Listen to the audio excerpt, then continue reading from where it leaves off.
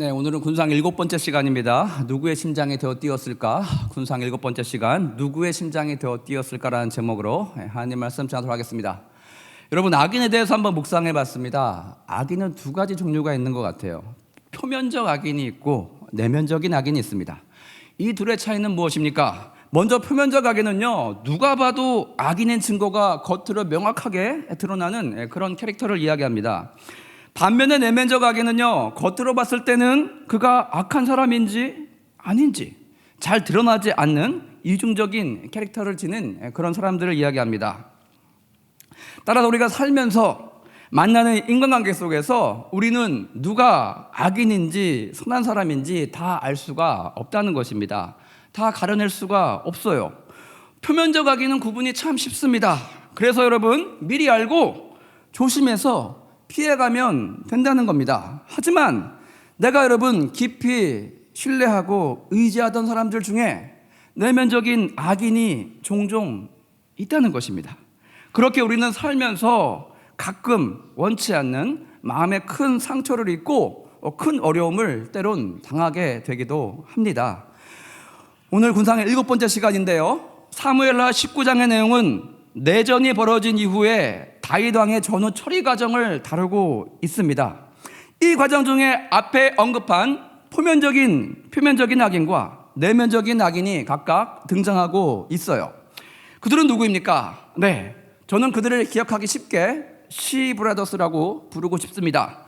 왜냐? 그 둘의 이름이 다 C로 시작하거든요.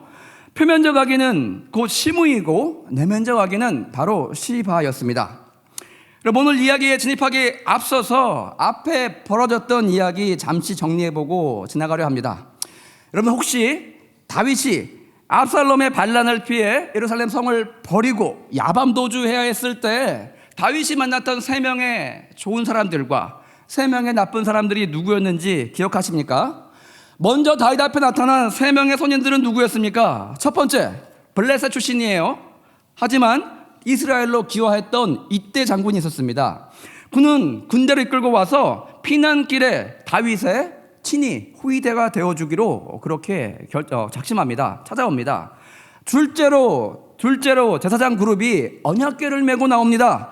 감난산 언덕으로 찾아와서 제사장 모두가 다윗을 지지함을 그에게 표명해 줍니다. 마지막으로 전략가 모사 후세가 찾아와서 다윗을 돕고 싶다고 이야기합니다. 그래서 어떻게 합니까? 후세를 예루살렘 성에 위장 잔입시키게 되었다는 것입니다. 여러분, 전쟁이 끝났어요. 다윗 편이 승리했습니다. 전쟁 이후에 뭐가 기다리고 있어야 됩니까? 신상필벌이라고 합니다. 내전이 끝난 시점에서는 공을 세운 자들에게 상을 베풀고 악을 행한 자들에게 벌을 내려야 함이 마땅했습니다. 여러분, 이 3명의 고마운 사람들에 대해서 성경에서 어떻게 다윗이 저들에게 어떤 은혜를 베풀었는지, 어떻게 갚아주었는지 전혀 기록이 되어 있지 않습니다. 현재 이때 장군은 다윗이 복귀하는 행렬 가운데 함께하고 있었고, 나머지 제사장 그룹과 모사 후세는 예루살렘 성에서 다윗의 복귀를 그 누구보다 기뻐하고 들뜬 마음으로 손꼽아 기다리고 있었을 것입니다. 아마도 여러분, 다윗의 인격을 보았을 때 성경에 기록이 남아있지 않지만 저들에게 자기가 어려웠을 때 자기의 편이 친히 되어준 저들에게 분명 감사의 표현을 어떤 방식이든지 분명히 표했을 것입니다. 그래서 그런지 여러분, 오늘 성경은요, 전후 처리 과정에서 너무나 당연해 보이는 다윗의 인격이면 당연히 했을 법한 이야기는 다루고 있지 않다는 것입니다. 반대로 여러분, 다윗이 어려움에 당했을 때 다윗에게 악을 행한 자들에게 다윗이 과연 저들을 어떻게 다루고 있는지에 대해서 성경은 자세히 언급하고 있습니다. 왜일까요, 여러분? 악인을 다루는 과정이 저와 여러분의 예상과 같았다면 성경은 이에 대해서 마찬가지로 침묵하고 지나갔을 것입니다. 그러나 압살롬을 피해 도망가던 날에 다윗 왕에게 큰 행하겠던 그 자들을 다루는 과정이 저와 여러분의 예상과는 사뭇 다른 방향으로 전개되고 있다는 것입니다. 여러분, 이 3인방, 악한 자 3인방 누구였습니까? 오늘 본문에 등장하고 있는 표면적인 악인 시므이였습니다. 그는 어떤 죄를 저질렀어요? 과거 왕좌에서 쫓겨나서 초라한 모습으로 예루살렘에서 요단강가로 도망가고 있던 다윗 일행을 쫓아오면서 계속 그렇게 욕했어요. 비루한 자여, 사악한 자여, 가거라 가거라. 비루한 자여, 사악한 자여, 가거라 가거라. 이와 같이 여러분 차마 입에 담지 못할 욕을 하면서 먼지와 티끌을 다윗에게 날리며 저주했던 바로 그 인물이 시므이였다는 것입니다. 두 번째 악인은 오늘 본문에 시므이에 이어 등장하고 있는 내면적인 악인 시바였습니다. 그는 다윗이 경황이 없는 그 틈을 이용해서 어떻게 했습니까? 자기의 주인 무비보셋의 재산을 모두 가로챈 사기꾼이었어요. 마지막으로 손녀 밧세바가 과거 다윗에게 당한 가정 파괴의 그 어려움에 복수하고자 다윗에게 이를 갈고 있었던 모사 아히도벨이 있었습니다. 그는 반란군 압살롬 왕의 최고의 모사로 지원해서 다윗에게 지울 수 없는 모욕을 주고 심지어 다윗을 죽여 없애려는 책략을 서슴없이 베풀었던 짰던 그런 인물이란 것입니다. 근데 여러분 어찌해서 왜 오늘 본문에는 다른 악인들과 함께 아히도벨이 등장하고 있지 않습니까? 네, 그는 자신의 책략이 채택되지 못하고 다윗의 첩자 후세의 책략이 압살롬에게 채택이 되자 최종 패배를 미리 직감했어요. 머리가 너무 좋다 보니까 앞으로 일어날 일에 대해서 환히 들여다봤다는 것입니다. 이에 그는 집에 돌아가서 스스로 목을 매서 죽게 됩니다. 그래서 오늘 이 악인 세 번째 아히도벨의 이야기는 이미 종결되었기에 오늘 귀환하는 과정에 별도로 다루고 있지 않다는 것입니다. 자, 여러분 이런 배경하에서 오늘 이야기 속으로 한번 들어가 봅시다. 여러분 다윗이 승리해서 예루살렘으로 그와 함께 했던 군대와 백성들을 이끌고 요단강을 건너 복귀하고 있다라는 소식이 널리 퍼졌을 때 남겨진 두 악인 즉 시므이와 시바 중에 누가 더 불안에 떨었을까요? 오늘 설교 제목과 같이 여러분 누구의 심장이 더 크게 뛰고 있었을 것 같습니까? 심리적으로 시므이가 더 입술이 바짝바짝 타들어가고 있었을 것입니다. 왜냐하면 여러분 시바는 당시 도망가던 다윗 앞에 수많은 음식과 먹을 것들을 들고 나와서 다윗을 만나 그의 환심을 샀던 기억이 있기 때문이에요. 다윗 왕이 돌아와서 그의 주인 무비보셋 재산을 가로챈 사실, 그 거짓이 신문이나 재판을 통해서 완벽한 거짓말로 탄로나지 않는 이상 그는 다윗 왕을 대놓고 욕한 시므이에 비해서 훨씬 안전해 보였기 때문입니다. 즉 여러분 시바는 먹을 것으로 다윗 왕의 환심을 사서 교묘히 속였을 뿐 도망가던 다윗 왕에게 직접적으로 표면적으로 드러나게 악행을 저질렀거나 원망을 살 만한 그 어떤 일도 하지 않았기 때문입니다. 그래서 여러분 남겨진 두 악인 중에 시므이의 심장은 지금 대놓고 시도 때도 없이 쿵쾅쿵쾅 나대고 그렇게 뛰고 있었을 것이고, 이에 비해 시바의 심장은 혹여 자기의 거짓이 탄로나지 않을까 은밀히 숨지긴 채로 콩닥콩닥 뛰고 있었을 것입니다. 어쨌든 여러분 다윗 왕의 무사 복귀 소식이 결코 달갑지 않았을 이 두 명이 어떻게 합니까?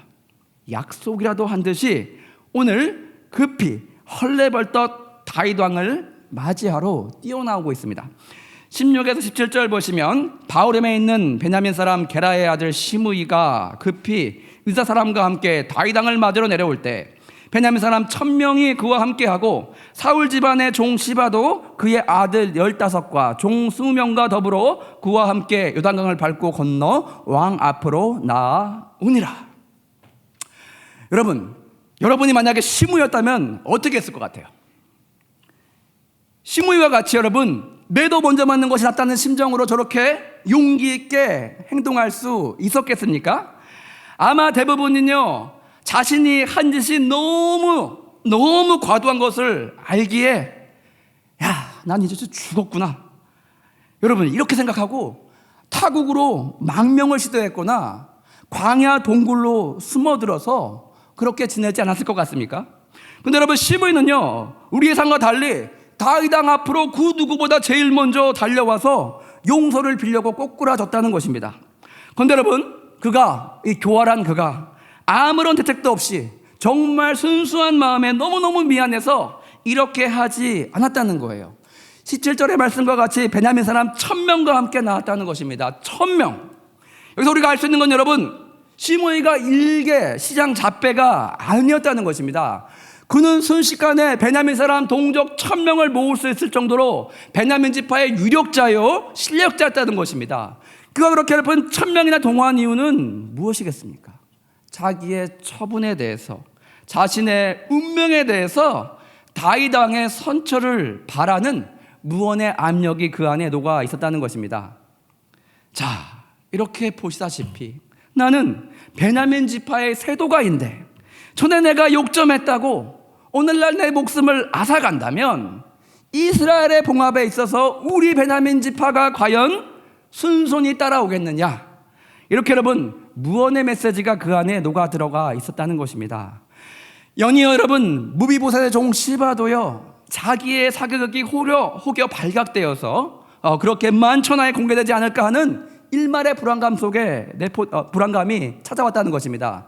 그래서 여러분 그도 그런 불안감을 감추려고 어떻게 합니까? 자신의 종들과 식구들 도합 35명을 동원해서 다윗 왕 앞에 서고 있습니다.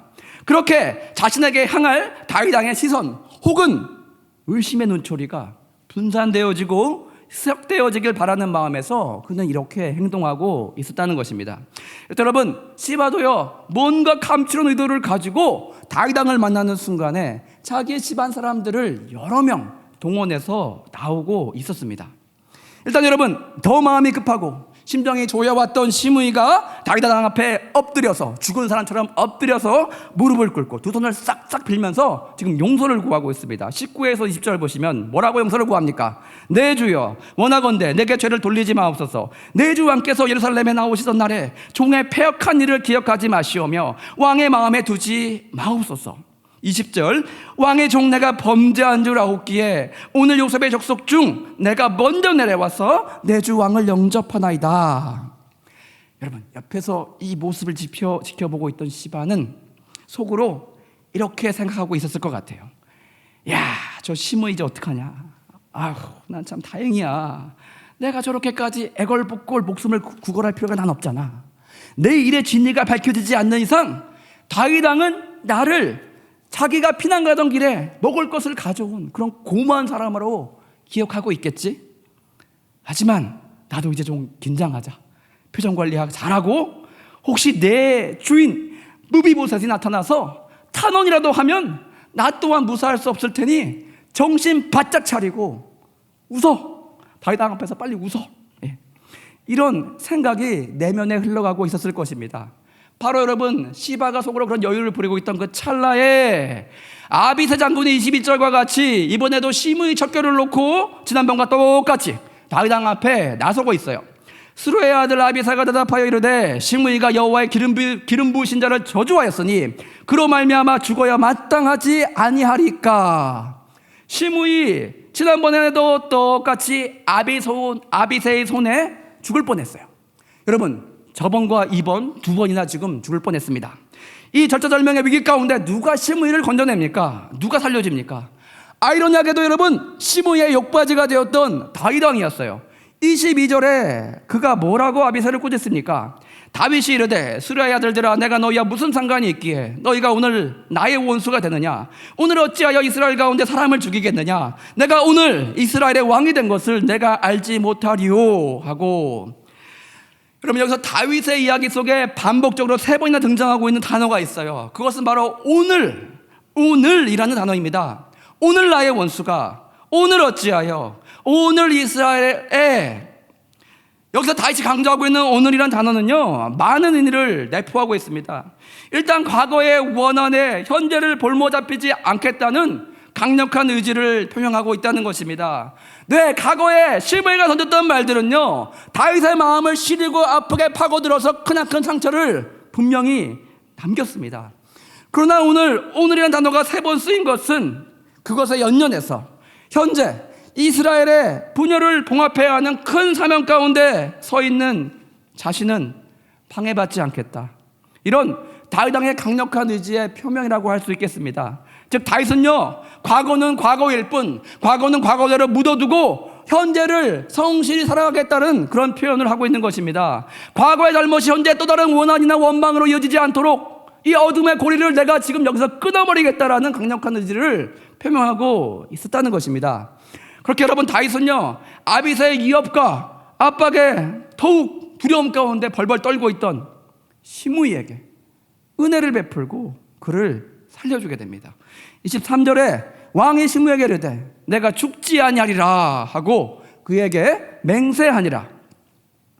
여러분, 시므이 문제도 이렇게 아름답게 일단락되었습니다. 이제 시므이 곁에 내심 안심하고 있던 시바에게 큰 일이 벌어져요. 그가 제발 이 일만은 일어나지 않게 해달라고 간절히 바라고 있던 그 사건이 현실 속에서 그만 벌어지고 맙니다. 그것은 바로 그가 속여 재산을 빼앗았던 시바의 주인 무비보셋이 다윗 왕을 만나러 나왔기 때문입니다. 이제 여러분, 시바의 거짓말과 악행이 만천하에 드러날 절체절명의 위기 가운데 처하게 된 것입니다. 먼저 무비보셋 당시의 행색을 한번 봅시다. 24절 보시면 사울의 손자 무비보셋이 내려와 왕을 맞으니 그는 왕이 떠난 날부터 평안히 돌아오는 날까지 그의 발을 맵시내지 아니하며 그의 수염을 깎지 아니하며 옷을 빨지 아니하였더라. 여러분, 다윗이 예루살렘에서 떠나서 복귀하기까지 얼마에 많은 시간이 흘렀는지 우리는 알 수가 없습니다. 대체 무비보셋이 따라서 며칠 아니 몇 달 옷도 갈아입지 않고 세면도 하지 않고 그렇게 오랜 기간을 버텨왔던 것일까요? 정확히 알 수는 없지만 여러분, 꽤나 긴 시간이 흘렀을 것으로 우리는 추정할 수 있습니다.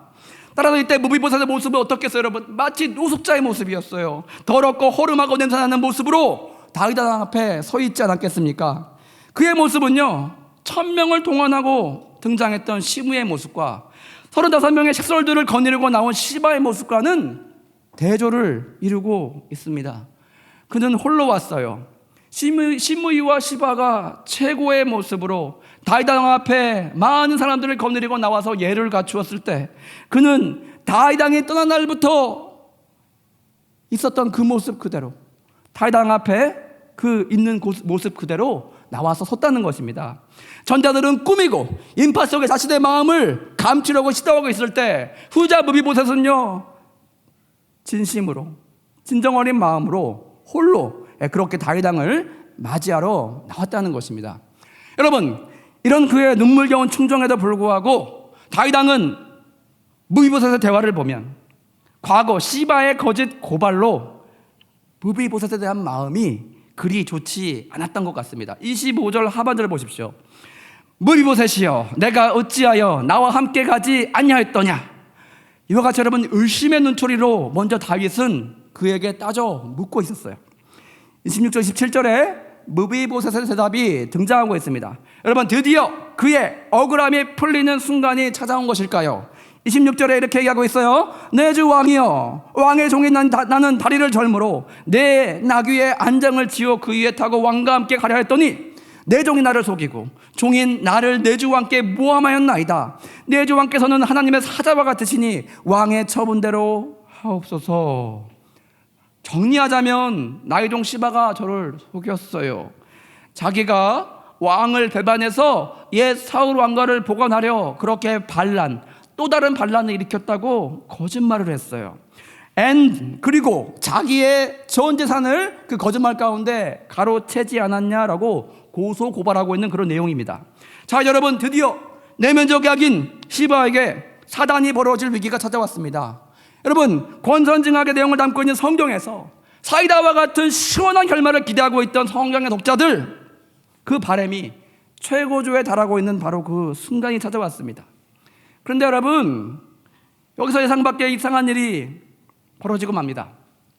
이 탄원을 들은 다윗 왕이요, 29절과 같은 판결을 내립니다. 29절 하반절에 보시면 너는 시바와 밭을 나누라.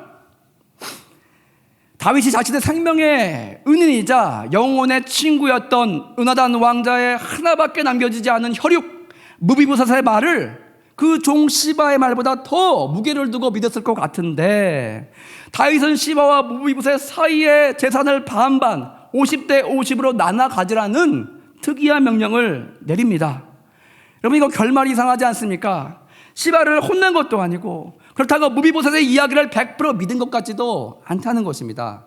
이 애매한 결정을 놓고 성경 독자들은 그만 힘이 빠지고 다윗의 처분에 울분을 토하는 분들도 간혹 있을 것 같습니다. 다윗왕에게 여러분이 알려주고 싶죠.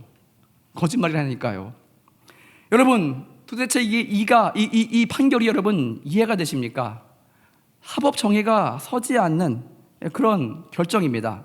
시바의 대사기극은요, 철저히 심판을 받고 교명이 다윗의 위기를 활용해서 주인의 재산을 속여 빼앗은 그 일, 분명히 여러분 처단을 받아야 했음에도 불구하고 그는 그런 처단을 받지 않게 되었다는 것입니다. 여러분, 다윗은 그렇게 하지 않았어요. 시바와 모이보셋 사이에 그 누구의 손도 들어주지 않는 무승부와 같은 판결을 그는 내리고 있습니다. 이에 여러분, 모비보셋의 반응을 봅시다. 그의 마음이 얼마나 황당하고 황망했겠습니까? 다윗이 보기할 때 드디어 자기의 억울함을 뭐로 풀어주지 아니하겠냐는 그 기대를 한껏 하고 나왔을 텐데, 3절을 보시면 모비보셋이 왕께 아뢰되 내 주 왕께서는 평안히 왕궁으로 돌아오시게 되었으니 그로 그 전부를 차지하게 하옵소서. 여러분, 혹자는요 이 문장 해석할 때 이렇게 해석해요. 거봐, 모비보셋이 지금 얼마나 삐졌으면 저렇게 마음에도 없는 소리를 하고 있겠어. 자기의 크나큰 실망감을 저렇게 우회적으로 다윗에게 표하고 있겠냐면서 모비보셋을 너무나 측은하고 불쌍하게 여기는 분들이 있습니다. 그러나 여러분, 반대로 위 30절의 표현은 그런 비꼬미나 분노의 표현이 아니라 진정 다윗의 무사 귀환만이 그가 바라는 전부였기에 재산 환수의 여부에 대해서는 그는 전혀 관심이 없었고, 그렇게 진심 어린 마음에서 이와 같이 그가 그거를 다 가져가도 난 상관없다라고 말할 수 있지 않았겠냐, 그렇게 생각하는 분들도 있습니다. 그래서 여러분, 우리가 추측해 볼 수 있는 것은 무엇이냐?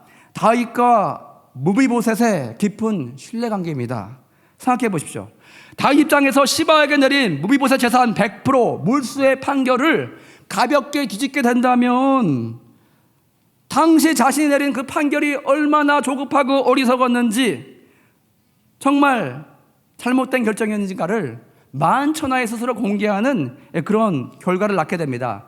연이어 다윗은 황궁하는 시점에서 앞에 그 입에 담지 못할 요구를 한 시므에게도 은혜를 베풀었습니다.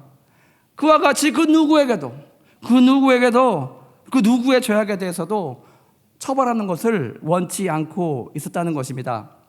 시바의 사건을 검찰로 가져가서 증인을 세우고 철저히 조사하라는 얼음장과 같은 명령을 그 누구에게도 내고 싶지 않았다는 것입니다. 여기에 다윗은요, 모비보셋과 깊은 신뢰관계가 있었던 것 같습니다. 그렇기에 자신의 결정이 모비보셋에게 어느 정도 피해가 가게 된다 할지라도, 물질적인 손해가 발생한다 할지라도 모비보셋은 이를 서운하게 여기지 않고 자신을 얼마든지 이해해 줄 수 있을 거라 확신했던 것 같습니다.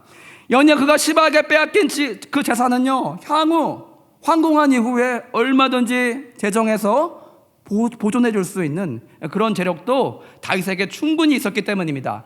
여러분, 다윗은 모비보셋과 시바 사이에 시시비비를 즉각 가리지 않고 무승부와 같은 판결을 내림으로써 이 사건을 종결짓고 있었다는 것입니다. 시원한 사이다 결말을 원했던 우리 성경 독자들에게는 왠지 찜찜해 보이고 심심해 보이는 그런 결말이라 할 수 있겠습니다. 네, 오늘 다윗의 전후처리 이야기를 함께 살펴보았습니다. 다윗의 오늘 스토리는요, 뭐가 주제였습니까? 용서와 화합의 테마를 지니고 있습니다. 즉, 다윗이 자신의 자아를 내려놓고 악인 브라더스 시므이와 시바를 품으면서 이스라엘의 화합과 화평을 추구해 나갔다는 것입니다. 이때 여러분, 다윗의 에고, 다윗이 원하는 마음, 그 복수심, 과거에 당한 수치에 대한 다윗의 보복하고자 하는 그 마음은 어디에 가 있습니까? 그는 그것들을 십자가에 못 박고 그것이 스스로 죽게, 마음속에 사라지게 그렇게 허용했다는 것입니다. 이런 다윗의 이야기는요, 남북전쟁에 승리했던 링컨의 두 번째 취임사를 떠올리게 합니다.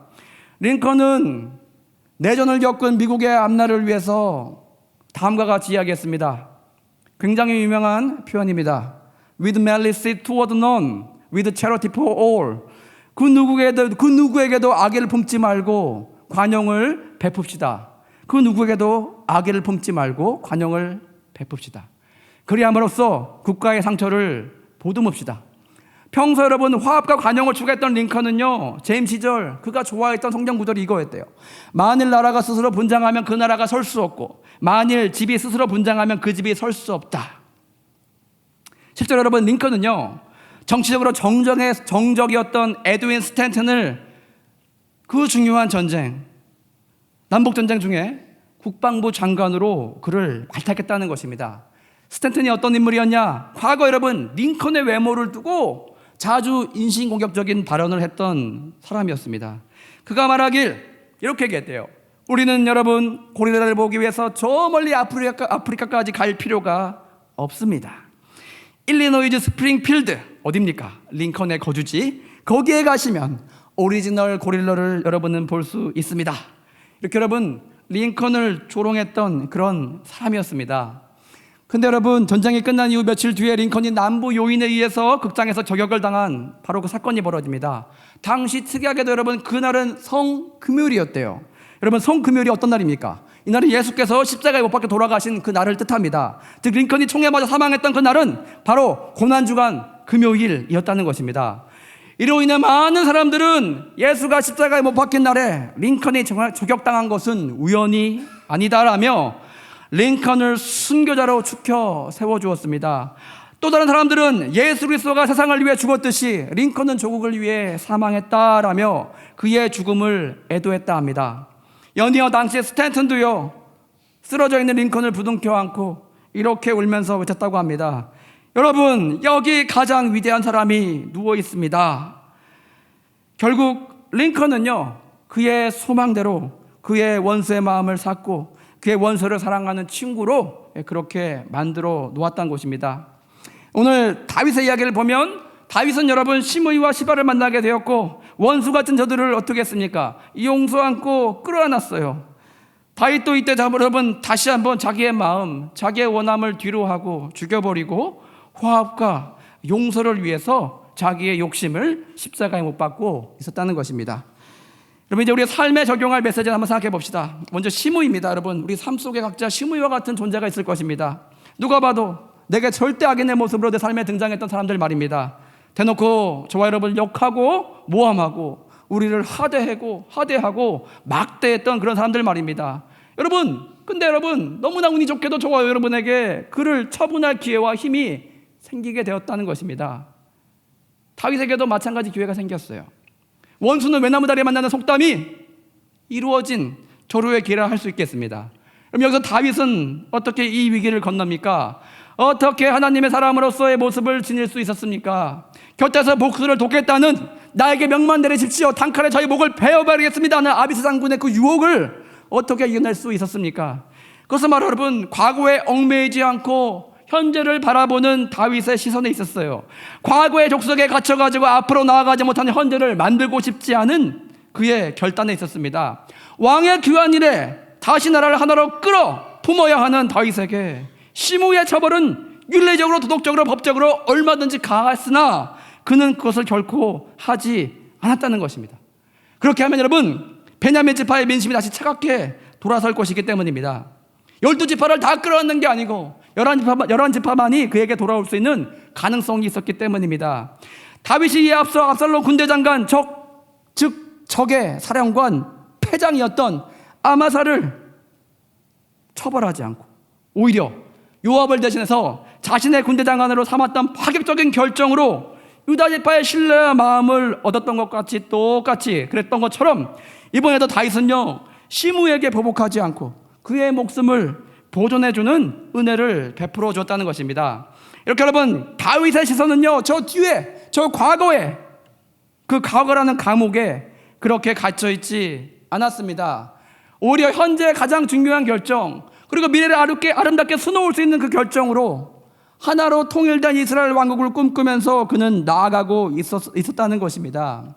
그렇게 현재 시점에서 꿈꾸고 있는 소망의 항구로 이끌어줄 수 있는 그 결정으로 다윗은 마음의 키를 잡고 그렇게 항해해 나갔다는 것입니다. 여러분 우리의 개인적인 원수들의 악행은 다 어찌 보면 이미 과거에 벌어졌던 일들 아닙니까? 다윗은 그곳에 자기의 영혼을 수감시키지 않았다는 것입니다.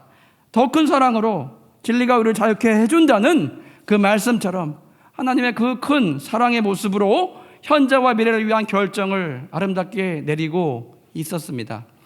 여러분, 하나님의 사람으로 아름다운 모습으로 과거의 상처를 뒤로하고 현재의 갈등을 봉합할 수 있는 아름다운 모습이, 지혜로운 모습이, 은혜 가득한 모습이 저 여러분 삶 가운데도 일어나게 되길 소망합니다. 둘째, 여러분, 때로 시시비비를 가리지 않고 그냥 넘어가는 것이 더 지혜로울 때도 있다는 것입니다. 인생 너무 깔끔한 걸 좋아하시는 분들은 오늘 다윗의 이 반반 결정은 너무나 이해가 가지 않을 것입니다. 그러나 여러분, 다윗에게는 민족 대통합이라는 더 큰 목표가 있었다는 거예요. 아말장군을 이미 용서했어요. 대역죄에 있는 시므이도 이미 용서했어요. 그런데 여러분, 시바의 악행을 밝혀내서 처단하기에는 너무나 마음의 부담감이 적지 않았다는 것입니다. 왜입니까, 여러분? 아마사는 조카, 다윗의 조카, 즉 왕족이라고 봐주고 시므이는 베냐민 지파의 귀족이라고 봐주더니 아무 힘이 없는 종 시바는 저리 모질게 대하네. 여러분, 이런 이야기가 나오지 않겠습니까? 지위와 관직과 혈통을 초월한 용서의 메시지가 이스라엘 전 지파에 흘러갈 수 있게 그렇게 다윗은 이 일을 처리하고 있었다는 것입니다. 그런데 마침 그 피해자가 자기 마음의 친구인 무비보셋이었기에 그의 입장에서 서운하게 느껴질 법한 이 반반 결정을 다윗은 얼마든지 명할 수 있었다는 것입니다. 왜냐? 무비보셋은 말 그대로 정말 다윗의 그 존재 자체만을 기뻐했던 사람이었기 때문입니다. 예전과 같이 식탁에서 같이 교제할 수 있고 식사할 수 있는 것만으로도 그는 정말 기쁘고 만족할 만한 그런 사람이었기 때문입니다. 이런 무비보셋에 대한 굳건한 믿음과 신뢰가 있었기에 시바를 처벌하지 않고 넘어가는 데 있어 다윗은 그리 큰 부담감을 느끼지 않았을 것입니다. 여러분, 무비보셋에게 이런 당시 자신의 복잡했던 사정을 다 다윗이 일일이 설명하지 않아도 결국 그는 여전히 변함없이 자신을 사랑해주고 이해해줄 수 있을 거라는 믿음이 다윗에게는 분명히 있었다는 것입니다. 여러분, 생각해 보십시오. 만일 다윗 왕이 왕으로 승리해서 복귀하지 않았다면 시므이와 시바는 다윗 왕 앞에 결코 나타나지 않았을 것입니다. 그들은 다윗을 인간 자체로 사랑하지 않았기 때문입니다. 그의 직함과 역할로서 그를 우대하고 받들고 있었기 때문입니다. 그러나 여러분, 무비보셋은요, 다윗이 압살롬에 여전히 쫓겨서 자신을 야밤에 찾아왔을지라도 그를 반겼을 것입니다. 그가 바라는 것은 왕 다윗이 아닌 인간 다윗이었기 때문입니다. 여러분, 이렇듯 저와 여러분을 존재 자체로 인정해주고 사랑해주는 사람이 있습니까? 여러분의 직함과 권위와 여러분의 그 파워 때문에 사랑해주는 그런 사람 말고 여러분이 귀하게 되든 천하게 되든 상관없이 여러분이 있는 그 존재 자체만을 놓고 사랑해주는 그런 사랑을 여러분은 지니고 있습니까? 만약 그런 사랑을 여러분이 이미 하고 있다면, 받고 있다면 저와 여러분은 다윗과 같이 진정한 의미에서 성공한 인생을 살고 있는 사람이라 할 수 있겠습니다. 우리 진정 예수님을 영접하신 분들 이미 그런 사랑 가운데 놓여 있음을 확신하시기 바랍니다. 하나님으로부터 우리는 이미 그 사랑을 받고 있습니다. 현재 우리의 위치에 상관없이, 우리의 자잘못에 상관없이, 여러분 이루어낸 업적에 상관없이 이미 하나님의 사랑을 받아 누리고 있다는 것입니다. 나아가 여러분, 무비보셋과 같은 존재적 사랑이 이루어지는 곳, 진정한 사랑의 교류가 흘러넘치는 그런 교회와 공동체가 있는 곳, 만약 그런 곳이 있다면 그것은 여러분 하나님께서 원하시는 이상적인 교회요, 이상적인 공동체를 할 수 있겠습니다. 사회에서 만난 친구들 자신의 이익에 반하게 될 때, 사분의열돼서 다 떠나갈 때, 교회 공동체에서 만난 성도님들은 어떻습니까? 우리가 잘나든 우리가 못나든, 우리가 직업을 잃었든 우리가 성공하든 변함없이 여전히 우리의 있는 모습 그대로 우리 존재 자체로 여러분 사랑해주고 염려해주고 같이 기도해주고 기뻐해주고 슬퍼해준다는 것입니다. 혹시 여러분 교회 공동체에 들어가기가 너무 어렵고 힘들어 하시는 분들, 치료할 대가가 많다고 그렇게 생각되어서 망설이시는 분들이 있으시다면 여러분 망설이지 마시고 다윗과 무비보셋과 같이 진정한 교우관계를 만들어 가시길 바랍니다.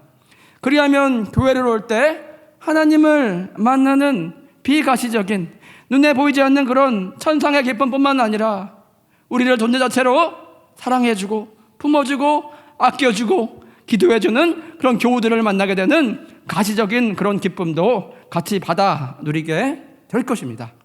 이런 눈에 보이지 않는 기쁨과 눈에 보이는 기쁨을 모두 받아 누리는 여러분의 삶이 되시길 주님의 이름으로 축원드립니다. 다 같이 하루의 은혜 찬양하시고 기도 나가겠습니다.